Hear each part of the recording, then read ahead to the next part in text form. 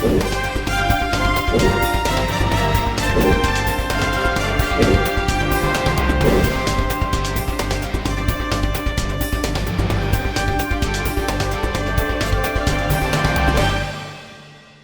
folks and welcome to episode 26 of Referees the Final Whistle with Ant, Martin and Nathan. And today's special guest, you've probably already seen him if you've got the internet. Have a watch of this clip. What is a red card in the Irish Premiership? Well, certainly that there in the majority of English leagues is a red card. It's become difficult to judge what is a red card in the Irish Premiership. Well, certainly that there in the majority of English leagues is a red card. It's become difficult to judge. So there we go. We do have the star of that clip, the from the Irish FA, FIFA listed referee. Please welcome to the show, Mr. Andrew Davey. Oh, hello, folks. Thank you. Thanks for having me on. Thanks for being on. I just want to say, obviously in that clip you can't hear you say the words, but for the podcast, can you give us the quote? You can't do it, can you? We're really country-like as well, which is totally not like me as well. Calm the fuck down. But even if you watch it back, I'm almost sounding like I'm from up the country somewhere. Some of the replies on that tweet, on that video, was like, when you watch him say it, you can hear his accent, even though you can't hear the words. You know exactly where in the world he's from. And the funny thing as well, if you also look at those comments, there was plenty of other things that I could have said. But when you look at those comments, it actually fits in quite well to a lot of them.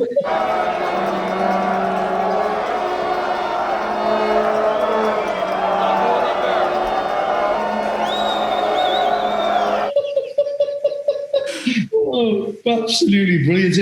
Listen, it really is a joy to have you on, Hans. When we talked a bit story, you spoke really highly of you. So you're obviously a well-respected referee in the realms of referees, as well as like people like us looking at you. And it was great. And he said, he'll come on. He's a good lad. And to see someone, you were on FIFA in 2016, 17, come off, worked hard, did all what you've got to do.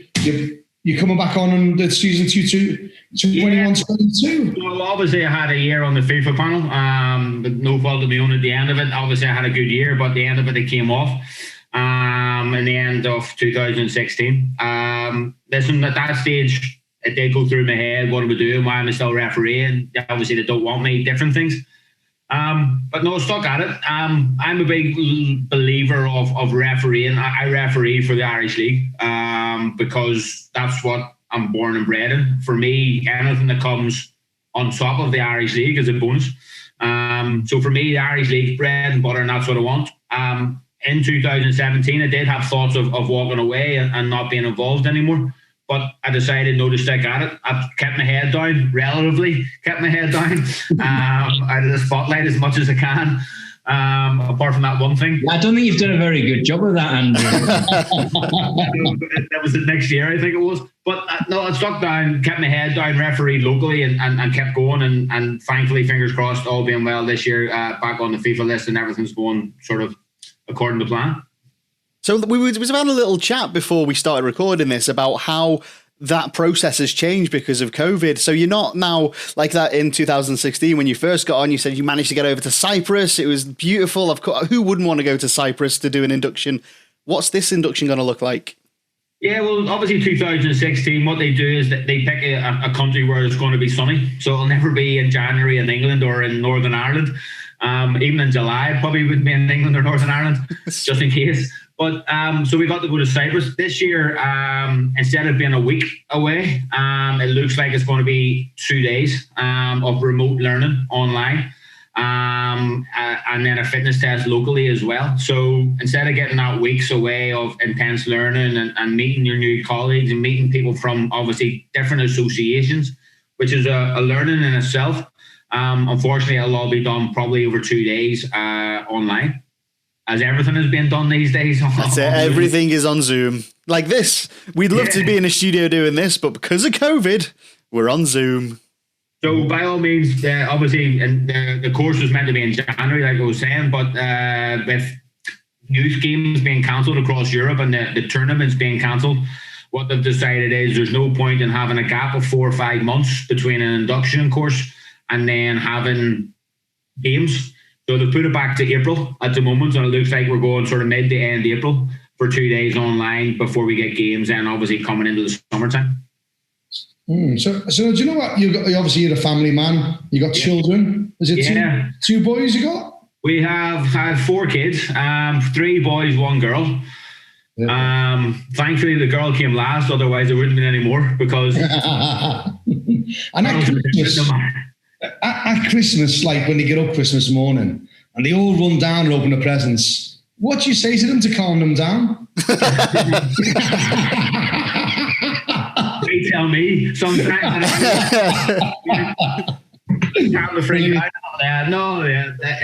Listen, the kids are superb and the kids are absolutely massive. And we talked about the whole lockdown. Kids have been I've never spent as much time and actually enjoyed spending as much time at home and spending the time with them away from football. Absolutely. But now it's got to the stage where we're refereeing. We're out most Tuesdays, Saturdays. And that's great because I get a break away from them now. I'm away back refereeing on a Tuesday and Saturday. But the whole lockdown's been given a lot of time with them and spending time with them, and it's been absolutely super.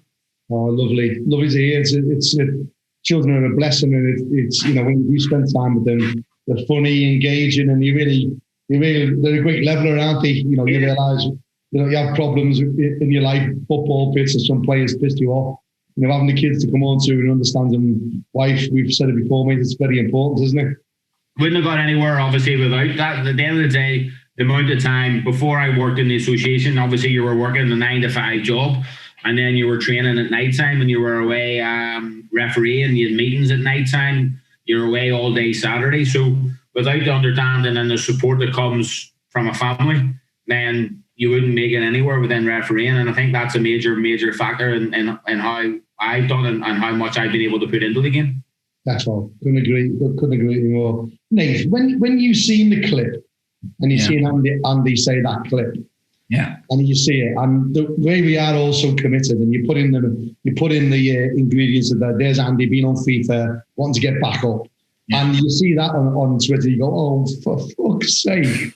What advice do you give to people causing that sort of mental challenges? That's something I think is quite positive. Humanise the referee, but that certain people in football don't want us to be like that. Well, I think it's interesting. I think Andrew will hopefully back me on this. Is I think the key thing to do is to understand the crowd that you're refereeing to an extent, to understand the teams, to understand the level.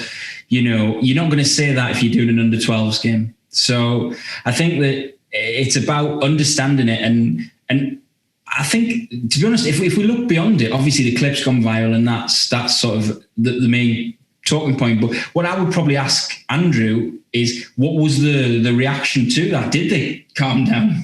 Well, this was strange, and I'll tell you the background sort of behind the whole scenario. So this was our league cup final. So it's the second highest cup final in obviously the Irish Football Association, the Niffle League Cup final. Live on Sky Sports. So at that stage, we didn't have massive publicity in our game. We had Sky Sports, who would show roughly about 6 games a year. And then we had the BBC local channel, who would maybe show the Irish Cup final, and that was it. So for us, getting a Sky game was massive, especially for the referees, because it gave you a chance to sort of showcase what you were there for. So this was the cup final. It was on Sky, and that added a wee bit more pressure to the game. So 2 players, centre forward, centre half, for either team, had been getting a wee bit niggly early on in the game. And I sort of had a wee quiet word with them before this to sort of calm them down. What happened then was, and I'll talk as well, is a tackle comes in on the Linfield player. A tackle comes in, which, looking back on it, should have been a red card. Now, I only yellow carded it. In my eyes, I looked at it and it was 23 minutes into a League Cup final, live on Sky Sports, that I want my first card to be red. And I probably panicked a wee bit and sort of went, this one will yellow card it. I got that bit wrong, looking back on it. It didn't have any effect on the game in my eyes. Linfield went on to win. The team who would have had 11 players against the 10 went on to win. It didn't have any detrimental effect on the game. But just after that, we had obviously the tackle went in, and then we had a coming together of the clans, to which the two players who I had spoke to earlier on, again, had a bit of a coming together. Obviously, after we'd settled everything down with all the shouting, I think I probably have just lost a wee bit of, not temperament or rag, but I've just sort of got to the stage where we've had this over nothing.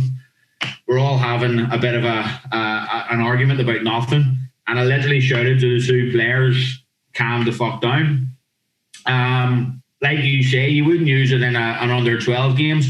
And it's also a big thing for me, refereeing, is knowing your players and dealing with the players and knowing how you can speak to the players. And those two players I get on quite well with.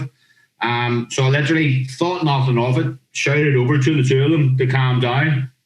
And that was it. The game. Did they just say, all right, fair play, ref, sorry? Or was there anything? Two of them actually just said, okay. And there was nothing really from them the rest of the game. And they managed. And that was, I think, only had another 2 or 3 cards, yellow cards in the game. And there was no other sporadic bits of sort of handbags or coming together. I think from that moment was sort of, it did calm down. And it was a great game to watch. And I think the game finished, although there was a talking point of a red card, I think the main talking point came out when the clip came out, more than the fact about the red card.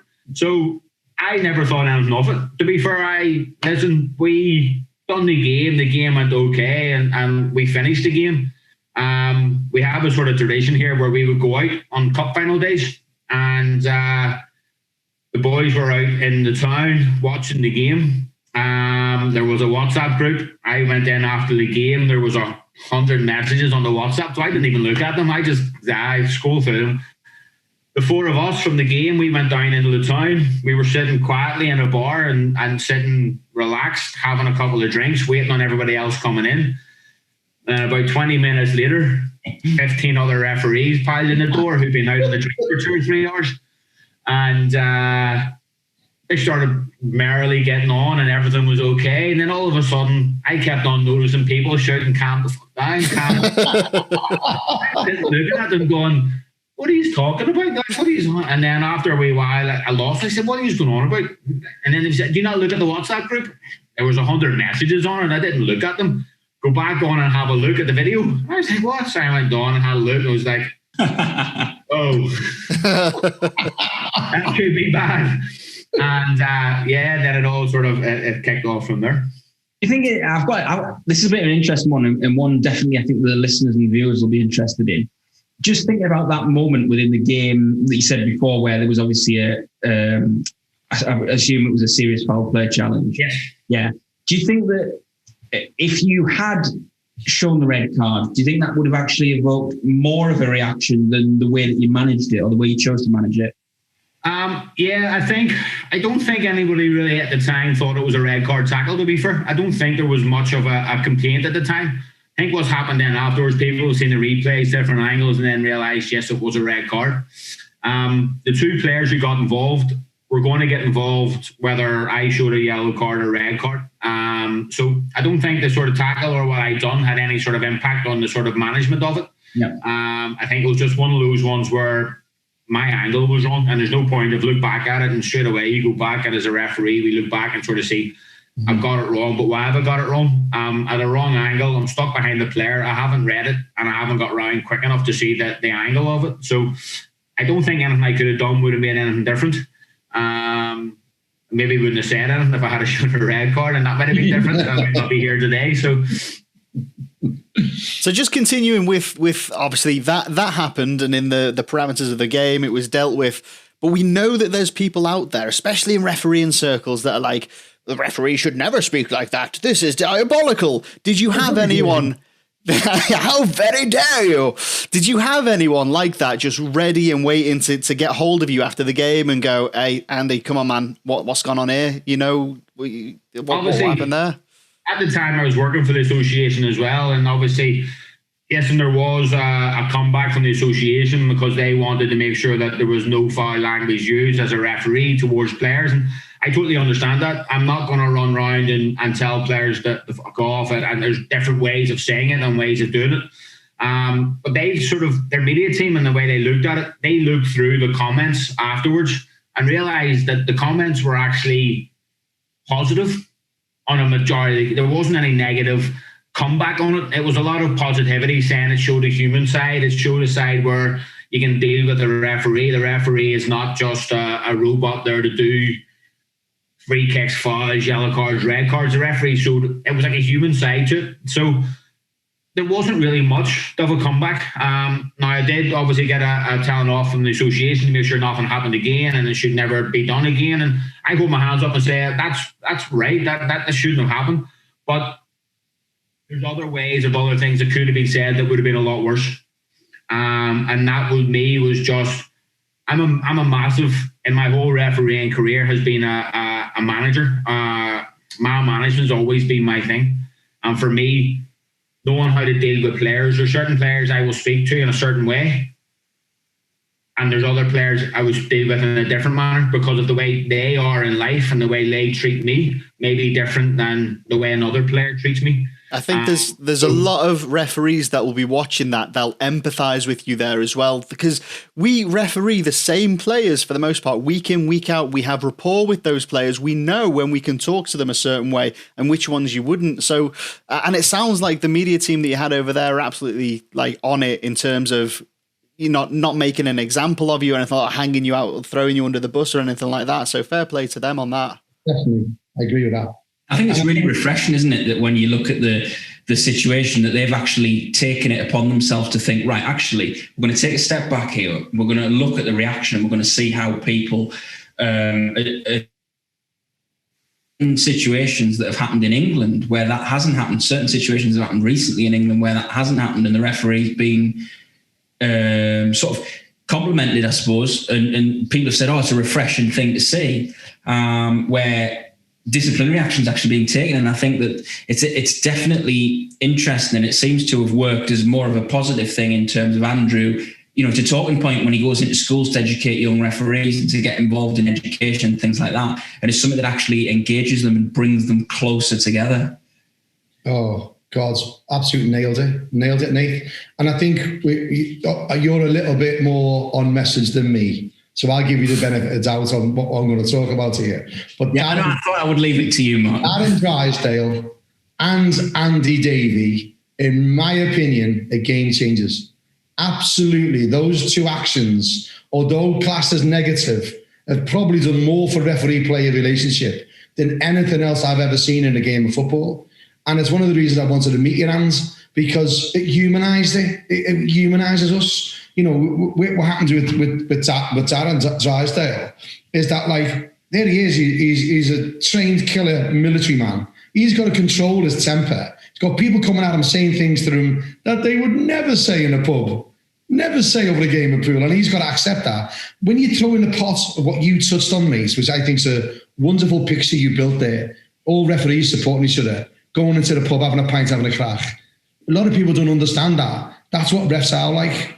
There is a community there where we come together, and I miss that just as much than actually being out on the field of play, blowing me whistle. And I think the politics of a cup final, how you thought, there's people out there, the ones who don't want you to swear at people saying that should have nothing to do with it. But the empathy you've just shown in that statement, you said I panicked, you said I got it wrong, you said it was a cup final. That's what players want. That's what football wants. And for me, it's a real honour to meet you, because you really have humanised us as a referee, as Darren Drysdale has, mate. And I'm glad he never hung you out to dry. With Darren Drysdale, he hasn't done a game now. He's had 7 fixtures he could have had, which is 7-week ban. He's probably going to turn into a 10-week ban, 10-game ban, which is more than Suarez got when he bit Ivanovic. And I think this overreaction of how you treat referees just needs to stop. And I've got nothing but admiration for you, mate, how you manage things and how you're being so honest here. So fair play to you. It was funny because I was obviously we didn't have the big media coverage that there was in our game, and about 3 weeks later, I was down to do an Irish Cup quarter final that was then live on the BBC. Mm-hmm. Lauren Coleraine, and it was yeah, there was talk obviously, and there was people out there calling that it shouldn't do it because of what happened, and there was different things that it shouldn't be on TV again so soon afterwards and stuff. But my argument was, I've been on TV before, I've refereed games across Europe, and never done anything like that. Listen, it happens to us all, and things do happen, and as much as maybe I shouldn't have done it and it shouldn't have happened, it wasn't in a nasty, derogatory way towards anyone. It was a human nature that to try and get people to calm down, and there was no way that I should have been removed from an Irish Cup quarterfinal just because of the one comment. To be fair, the players as well, like, it's funny because the two players that I spoke to at that incident, one of them I didn't see for the rest of the season, just being the games, and he wasn't playing much. And I'd done a pre-season friendly, and player went down injured, and the player came over to me and he goes, your video, that was brilliant. And I turned around and looked at him and went, it was you I was talking to. Was it? So yeah, listen, they took it well, and the players sort of got on with it. And like I say, I think obviously the way UEFA and the way things are, and we've turned around, is used to be card, and try and manage things through cards, whereas now we're being pushed a lot more man management. And for me, that works for me superb, because I've always been that way. Coming through the ranks, I was always told I refereed more with a player mentality than a referee mentality. And I still sort of do that now. And I think the management and being able to manage players and manage how I want suits me down to the ground. Yeah, right. And I think when I was coaching referees for the FA at Wembley, I remember the first thing David Ellery said was, manage the technical, address the physical. And there's a difference between, and he's right, he's absolutely right, but there's a difference between managing law and negotiating law, isn't he? And we could risk off loads of words we would never want to say to a player, and we never want a player to say to us. Well, I'm sure a player said to us that, fuck ref, I don't think we would automatically send them off, would we? And I think, and if anyone says they would, I think that they're not doing themselves so justice. And even, listen, Harry Enfield has done no scousers, any players at all, with the words calm down. So I've never been a great advocate of calm down. But listen, if I was a player and someone said that to me, I'd go, yeah, fair play, man. I really was. And I think it's that negotiation of what you can say, who you can say it to, when you say it to, around the perimeters that you described. I think that's the perfect way to play. And it is, and like Ant said earlier on about your players and knowing your players. Obviously in the Irish League, we have 12 teams.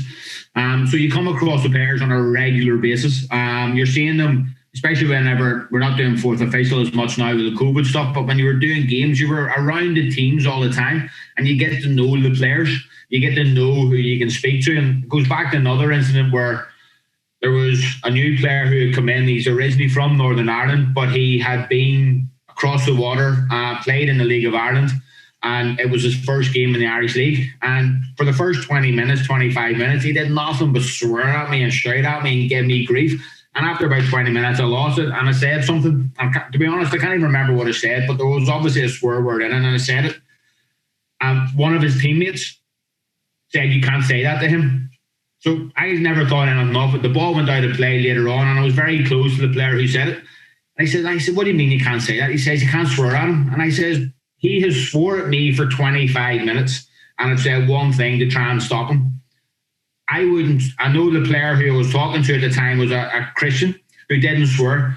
And he said, I wouldn't swear to you because you don't swear to me.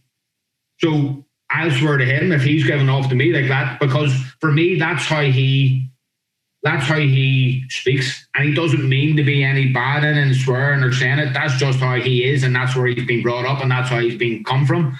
He speaks in a native tongue, shall we say. It's a working man's game, and that's what he deals with.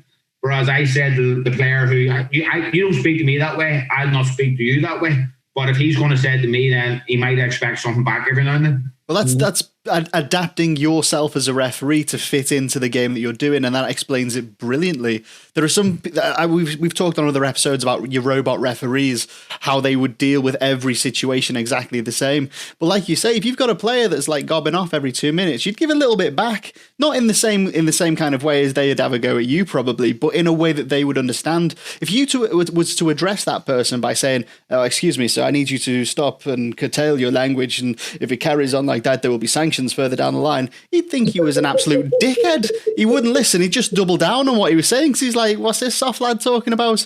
So you've got to adapt yourself, and you've summed it up brilliantly. And obviously getting onto the FIFA ref, you've shown that doing it your way works, and fair play to you. And it also shoots down all those people that say, no, you've got to be a robot, you've got to do it this way.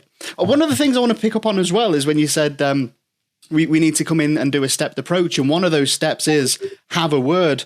Now, very rarely does anyone actually say, here's what that word should sound like. So there's going to be a lot of very, say, inexperienced referees that go in and have a word, but like I said, probably have it in a way that would have zero effect and essentially miss out that step. Is there any advice you'd give to those guys about those early steps?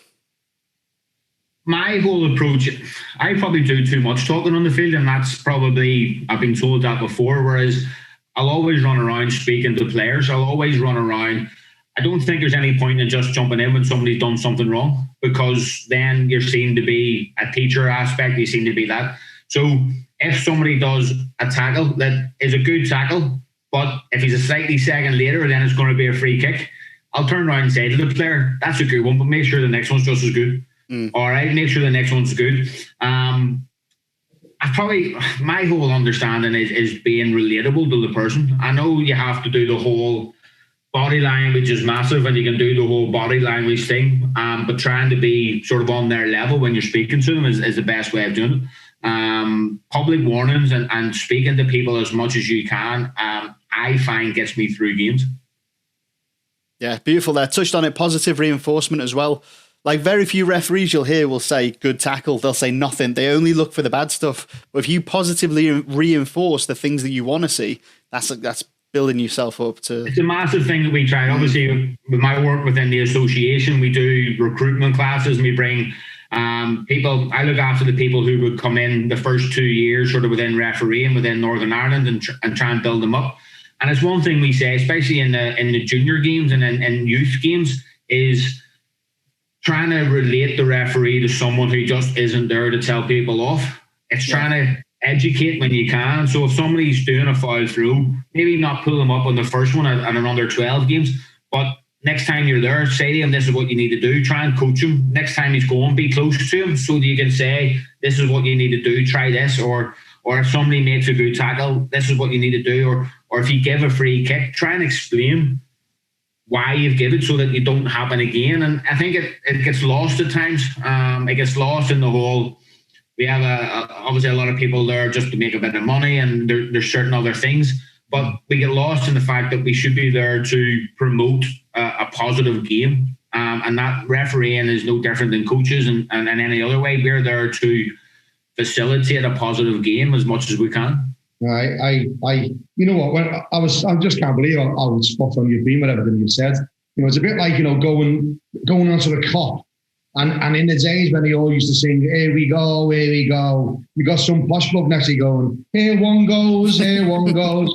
Just wouldn't fit in. It's saying the same thing, and I think that language sort of communication leveler, it's always been positive to speak on the terms. But not, you know, not go over the top.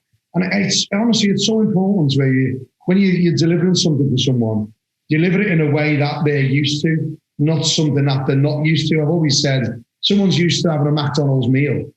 Don't give them an a la carte meal. Give them the best McDonald's they've ever had. It's that sort of mentality that I think you've hit absolutely on the nail on the head. I'm interested in asking, you know, obviously when we look across the world, we've got the Old Firm Derby in Scotland, we've got El Clasico, we've got Der Klassiker in Germany. And one of the things that a lot of people talk about in Northern Ireland is the Big Two Derby. And I'm guessing that one's more often than not televised as well. Well, See, this is the whole thing. COVID's been an absolute godsend probably to our league. And the fact is that previously coming through, we only had, like I said, the 6 Sky games, and then BBC would have shown maybe 4 or 5 throughout the season. Whereas now, BBC from this season are streaming 50 live games from the Irish League. Yeah. They're putting 8, 10 on the BBC channel, and then Sky have got games as well. So this is the other thing that gets me as well. We're the worst referees that have ever been in the Irish League. All right, the fans, the supporters, we're the worst that there's ever been. No one's been worse than us. We're the worst referees that have ever been. But the way I look at it is, scrutiny has never been there as what we have. And when you come to the likes of viral clips and recordings of games, I know the best that there was never the amount of footage on an Irish League game as there was now, which is why every Premier League club before this, they were doing their own highlights programs. So we've never had as much scrutiny as referees. So maybe previously only the 2,000 people at the game would have ever seen a referee do something. And how many people would have picked it up? Maybe half of that, if even that. So now, all of a sudden, we've got clips going on and they're shown across the internet, and we're the worst there is. So it's strange. The big 2 would never have been seen. Going back to the sort of question, it would never have been that on. So now we have a lot more games on TV. So we're getting a lot more sort of footage. But the biggest game, obviously, our one is the big 2 on Boxing Day. I was going to ask about that, the big 2, because I noticed that it was played on Boxing Day, and I assume you've refereed that game before. Yeah, I done it back in 2015, I think it was. For us, Glentoran have had a bit of a dip. For anyone that doesn't know the Irish League, Linfield are the massive team with all the money and have dominated for years. Glentoran have sort of financial problems, but they have now been taken over. Are now a full-time outfit in Northern Ireland, and are now coming back to being one of the biggest clubs in the country again. So they've tried to change, and they've talked about changing our league to summer football, maybe running from March to November.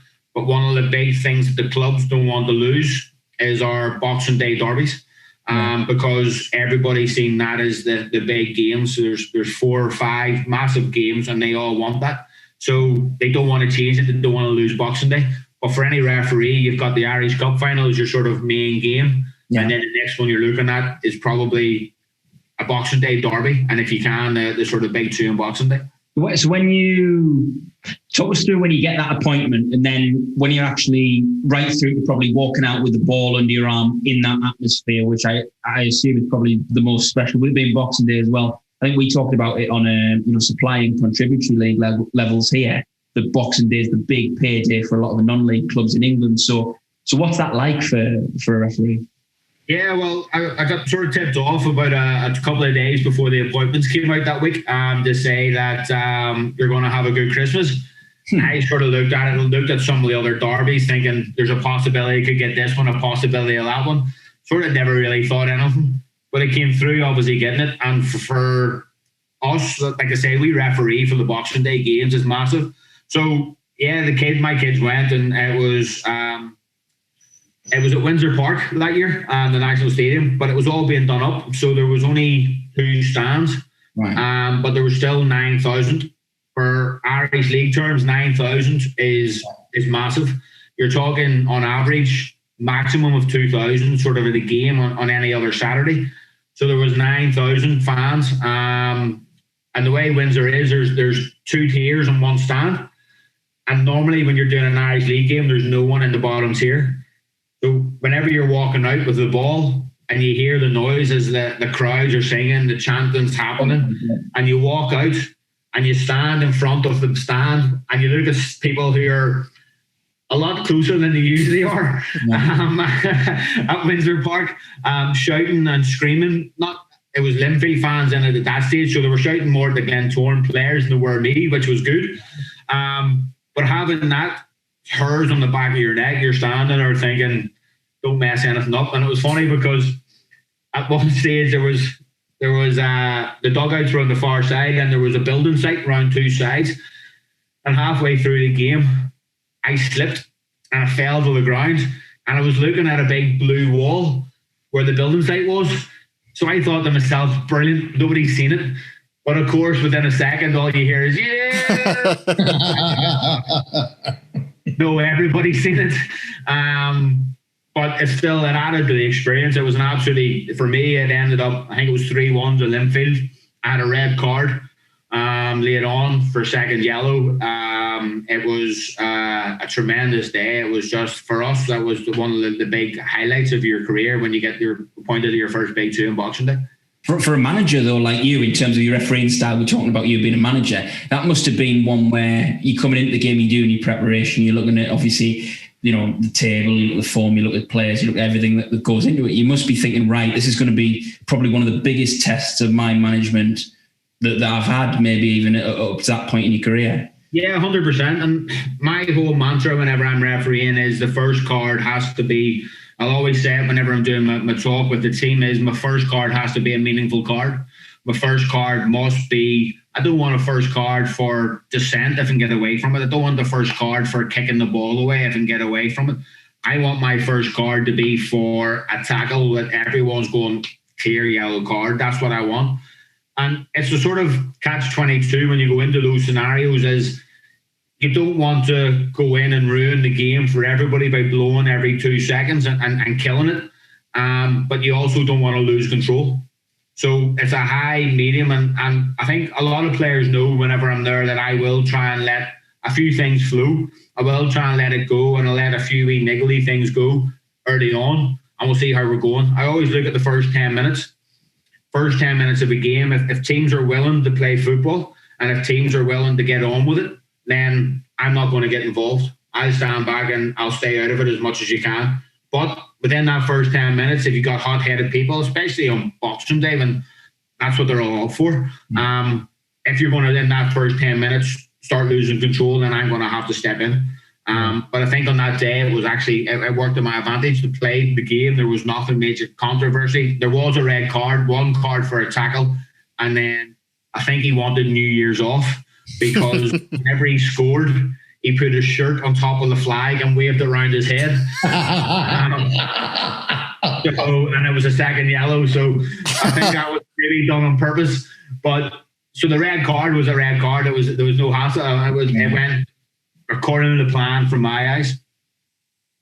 Yeah, no, I think it's good because obviously, a lot of that will be an interesting thing now for you to think about with obviously no crowd, because a crowd can definitely dictate the tempo of a game and get players riled and things. When players go head to head and the crowd's up and they're waving their arms and there's all of that, I think it will make a big difference to probably what you've seen now, and that's probably been your experience of it. Yeah, well, we obviously referee, and we've been back and continued right through. We started in, I think, October, our league. I've been going sort of Saturday, Tuesday, right through here in the Irish League. And we had a crowd for the first few weeks. There was different things, but we were 500 people maybe and stuff like that. But it's a completely different game. It now, for us as referees at times, it almost feels like work, because for me and going to the games previously, it was an hour and a half before at the ground. But before that, I would have met the team for a coffee or met for something to eat beforehand to get everybody sort of relaxed and get into sort of good mood and atmosphere. Yeah. And then an hour and a half on the ground where you were mingling with players, you were mingling with the teams, you were management, you were having a bit of laugh, you were having sort of banter, you were sort of getting everybody sort of used to you being there. And then you had to kick off. Whereas now we're turning up an hour before kickoff. We can't go to coffee shops because they're closed. So you're an hour before kickoff. You're basically in, and we're away from the teams in a lot of the grounds now because of where we'll have to get changed. Yeah. So the first interaction we have with the teams is on the pitch. So that whole side of it's gone. The sort of meeting and the socialising with the other referees is gone. It's now basically turn up, do the game, go home.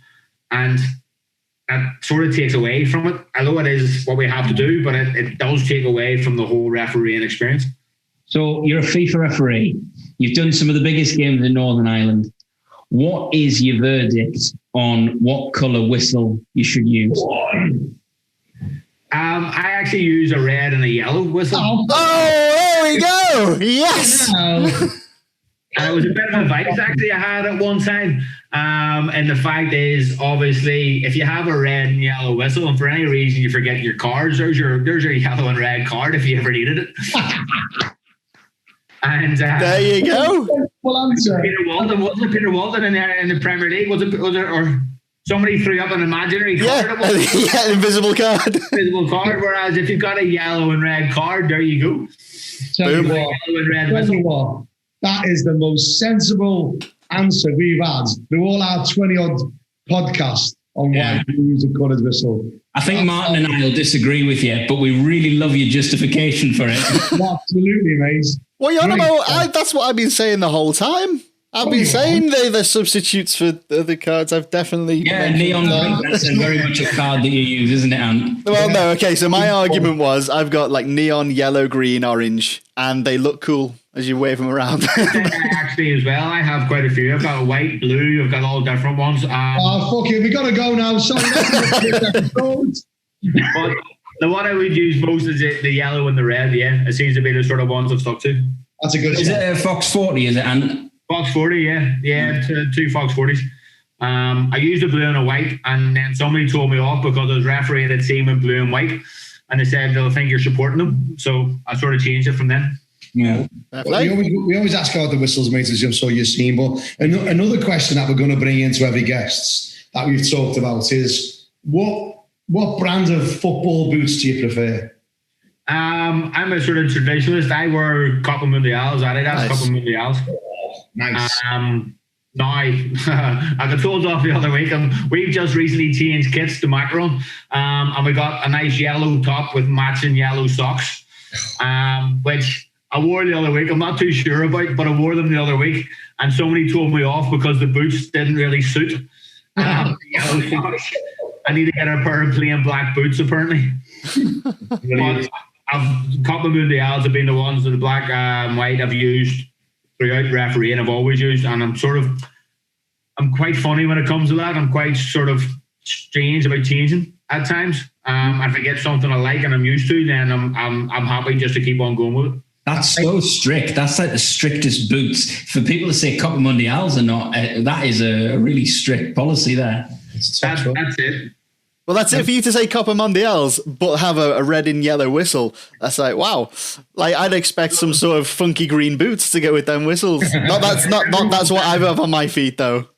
One time I remember going in and buying, I was looking for new boots and I was trying to get ones and I asked and they didn't have any. And the man went into the back to look for boots and he came back and he says, I've got these ones.